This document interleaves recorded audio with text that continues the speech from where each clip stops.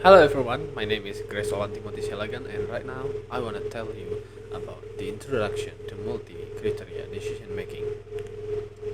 First, the problem with simple decisions. Real-world decisions rarely have a single right answer. Every choice involves trade-offs across competing dimensions. Not a single alternative dominates across all dimensions. We need a structured method to navigate the complexity. First, we have the cheapest option. It often sacrifices quality, reliability, or maybe long-term value. For the best quality, may exceed budget constraints or ignore delivery timelines. For the gut feeling, it lacks structure, transparency, and defensibility. So, what is MCDM?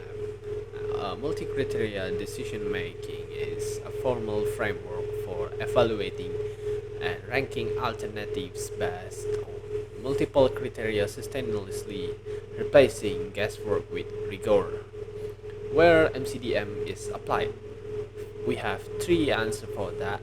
First is engineering, business, and healthcare and policy. So, what is the real world example? We have supplier selection. A procurement manager must choose between supplier A, B, and C, each with distinct strengths and weaknesses. First, we have cost weight by 40%, and supplier B leads lowest unit price.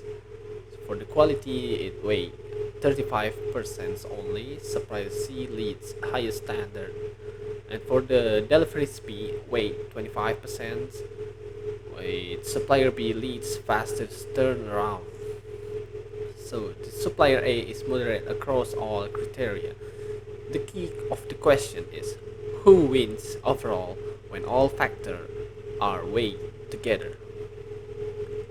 The decision matrix, scoring its supplier across weighted criteria, reveals a clear winner, even when no single supplier dominates every dimension. How MCDM helps decision makers. Beyond ranking alternatives, MCDM fundamentally improves the quality and legitimacy of organizational decisions. First, the transparency. Every score, weight, and rationale is documented and auditable. For the inclusivity, integrates perspective from multiple stakeholders systematically. For the clarity, force honest, explicit conversations about organizational priorities. And for the defensibility, it produces a clear, justifiable rationale that withstands scrutiny. So here is the popular MCDM methods. First we have AHP or analytic hierarchy process. Structured pairwise comparisons to derive consistent weight and priorities. Second, we have top six closest to ideal solutions. Rank alternatives by their geometric distance from the best and worst case scenario. Third, we have electric.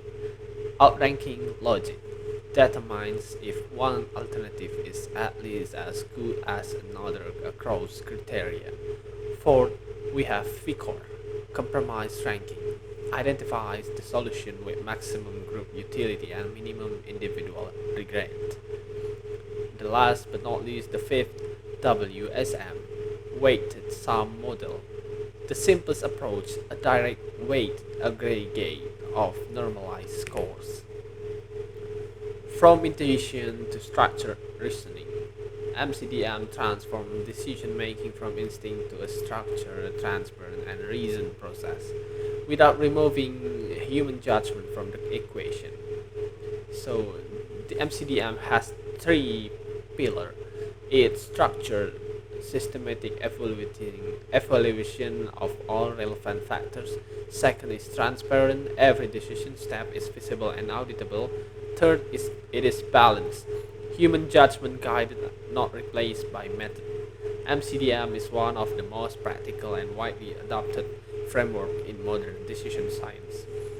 That's all the explanation from me. Thank you for listening. See ya.